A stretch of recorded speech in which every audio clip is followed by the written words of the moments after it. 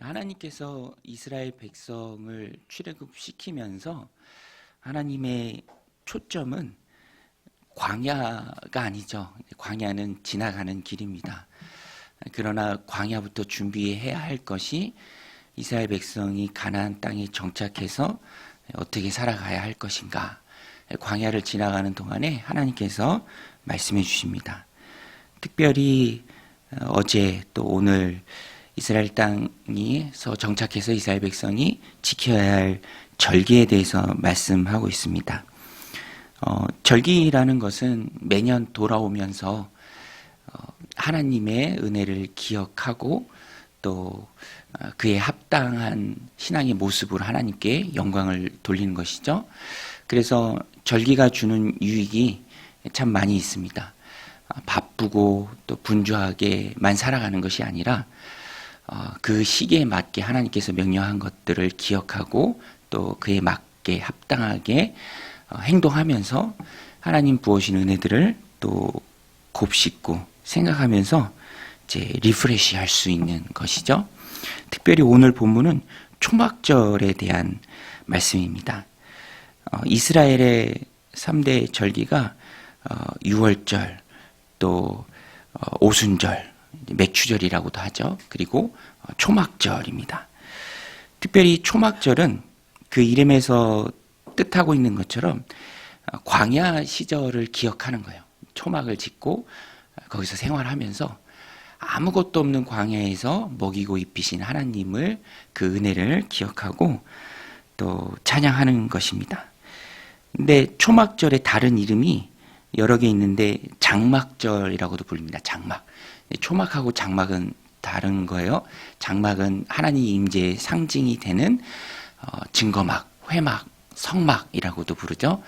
하나님이 이스라엘 백성과 광야 생활 중에 함께하는 가시적인, 보이지 않는 하나님의 함께하심을 가시적으로 보이는 것이 바로 성막이었습니다. 그래서 신명기 29장 5절의 말씀처럼 주께서 40년 동안 너희를 광야에서 인도하게 하셨거니와 몸의 옷이 낡아지지 아니하였고 너희 발의 신이 헤어지지 아니하였으며 40년 지나는 중에 몸의 옷이 낡아지지 않도록 지키셔 주신 하나님, 또 발의 신이 헤어지지 않도록 보호하신 그 하나님, 그 하나님의 가시적으로 보이는 장막절이라고 또 초막절을 부릅니다. 또 수장절이라고도 불러요. 수장절. 수확해서 저장해 놓는다. 그래서 땡스기빙하고 비슷한 의미를 갖습니다. 하나님께서 풍성히 부어주시는 그 수확의 열매들을 그냥 지나치는 것이 아니라 그것을 얻도록 도우신 하나님의 은혜를 기억하고 하나님 앞에 드리는 것이죠. 그래서 초막절에 담긴 특별한 하나님의 디자인, 또 초막절 자체가 말씀해 주고 있는 것을 보면 하나님이 초막절을 어떻게 지키기를 원하시는지 그것을 잘 알 수 있습니다. 특별히 오늘 말씀 우리가 함께 읽었는데 초막절은 수확의 시기에 지키는 절기처럼 하나님 앞에 드려야 할 제물의 양이 굉장히 많습니다. 이것을 도표로 정리해 보면은요, 거의 1년 동안 하나님 앞에 드려야 할 그 제물의 양과 맞먹을 정도로 굉장히 많습니다. 8일 동안 상번제 매일 2번을 드려야 하고요. 각기 드리는 제물이 정해져 있는데 숫소만 60마리가 넘고 순양도 15마리, 또 굉장히 많은 1년 된 어린 양 같은 경우에는 100마리가 넘도록 많이 드려야 하고요. 또 곡물도 많이 드리는 절기가 바로 수장절입니다.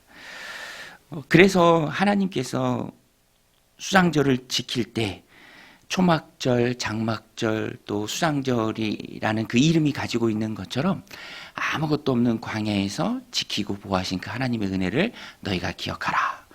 또 하나님께서 광야 중에 함께한 그 장막의 의미를 너희가 잊지 말아라. 또 풍성한 열매를 거둘 수 있도록 많은 수확을 거둘 수 있도록 도우신 그 하나님의 손길을 잊지 말고 하나님 앞에 드려라 라는 그런 말씀입니다. 언제든지 하나님 앞에 드리는 것은 그 절기가 담고 있는 그 의미 그대로 믿음과 또 감사의 표현입니다. 하나님 감사합니다. 하나님이 도우셨기에 아무것도 없는 광야를 우리가 지날 수 있었습니다. 장막 가운데 함께 하시는 그 하나님을 찬양합니다. 또 풍성한 열매를 허락하신 하나님을 기억하고 또 하나님 앞에 예물을 올려드립니다. 라는 그 믿음 또 감사의 고백이 담기길 원한 그 절기가 바로 초막절입니다. 하나님이 원하시는 것은 초막절을 통해서 주시는 메시지는 삶을 온전히 하나님을 의지하고 하나님께 묶이기를 원하는 이스라엘 백성이 광야에 있을 때도 하나님이 지켜주셨고 이제 가나안 땅에 들어가서 정착할 때도 하나님이 지켜주신다라는 것을 잊지 않고 그 은혜에 묶인 삶을 살길 원하시는 것이 바로 이 초막절에 담긴 의미입니다. 혼자 살아보려고 아둥바둥 하는 것이 아니라 하나님께 맡기고 하나님을 의지하고 또 그 하나님의 도우심을 늘 체험하는 삶을 하나님은 살기를 원하세요. 그래서 너희가 지켜야 할 절기, 초막절, 수장절, 장막절 기억하고 지키라. 이렇게 절기를 이스라엘 백성들에게 주신 것입니다. 그래서 이스라엘 백성들이 이 절기를 지키면서 굉장히 많은 양의 제물을 바쳐야 했죠. 그것을 하면서 온전히 하나님께 맡기는 것이죠. 도우시고 또 채우시고 공급하신 하나님을 경험하기를 원하시는 하나님의 마음이 이 절기에 담겼습니다. 그래서 일단 드리라, 믿음으로 드리라. 오늘 이 말씀을 우리들이 삶 가운데 받을 때 우리도 이 땅을 살아가면서 하나님이 원하시는 것은 하나님을 믿고 또 의지하고 내가 노력하는 것 이상으로 채우시는 그 하나님을 우리가 경험하기를 하나님 원하십니다. 믿음 생활이라는 것이 항상 그런 고백이 있어야 하고요. 또 그런 표현이 있어야 합니다. 그래야 그 믿음의 선순환이 연결되죠.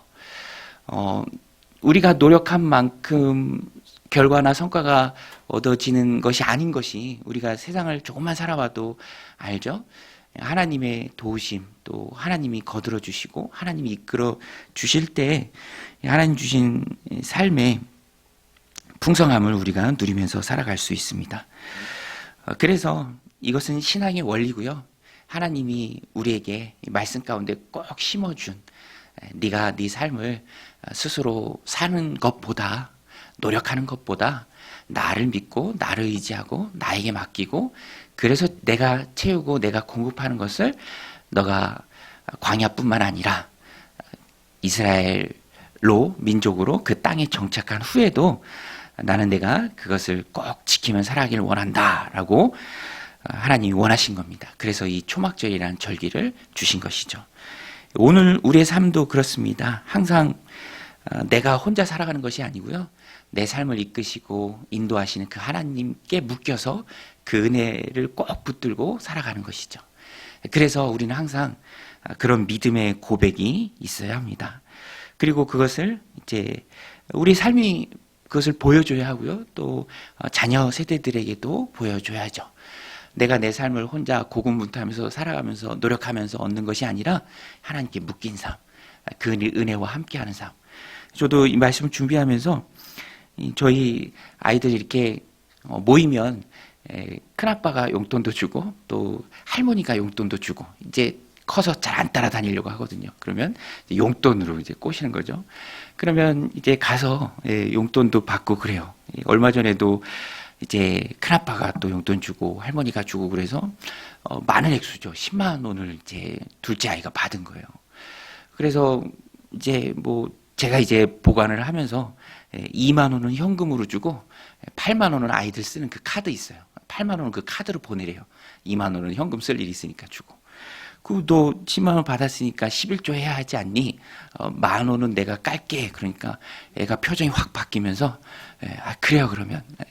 약간 짜증 섞인 그 표정이 보면서 근데 저는 그것을 보면서 좀 감사했던 이유 중에 하나는 항상 이 마음은 무지라 있기 때문에 애나 어른이나 똑같죠. 그런 충격이 있습니다. 그런데 그것이 어렸을 때부터 훈련이 되면 또 하나님 그런 채워주심을 경험하면 그것이 조금씩 바뀌게 되는 것이죠. 그래서 수장절이 뭡니까? 초막절이 뭡니까? 장막절이 뭡니까? 네가 네 힘으로 살아가는 것이 아니라 드리고 또 채우시는 그 하나님을 경험할 수 있도록 믿음의 표현, 믿음의 고백을 네 삶 가운데 가나안 땅에 정착해서 살아가는 가운데도 네가 고백해라. 너무너무 중요한 신앙의 원리입니다. 하나님은 우리가 믿음으로 살아가길 원하십니다. 믿음으로. 은혜에 묶여서 살아가길 원하시죠. 그리고 그 고백이 하나님 앞에 드리는 예물로서 또 고백되어지기를 원하시는 것입니다. 오늘 우리도 이 말씀을 마음에 새기고 내가 내 삶을 살아가면 힘들고 지칠고 팽팽한 긴장감에 너무너무 힘들 수밖에 없습니다. 그러나 내 삶을 책임지시고 이끄시는 그 하나님 앞에 우리가 맡길 수 있어야죠. 그것이 바로 초막절입니다. 그리고 하나님은 바울도 그것을 항상 얘기해요. 고린도 전서에도 보면 연보의 원리에 대해서 말하죠. 믿음의 고백이고 또 하나님께 맡기는 삶입니다. 그리고 그것들을 체험하면서 살아가는 삶이 진정 신앙생활의 기쁨을 체험하면서 사는 삶이죠. 그래서 오늘 이 말씀을 우리들 마음 가운데 새기고 하나님 앞에 기쁨으로 드리고 또 하나님의 채우심을 공급하심을 경험하는 그런 복된 인생들이 다 되시기를 주님의 이름으로 간절히 축원드립니다. 우리 같이 말씀 붙들고 기도하며 나아가겠습니다.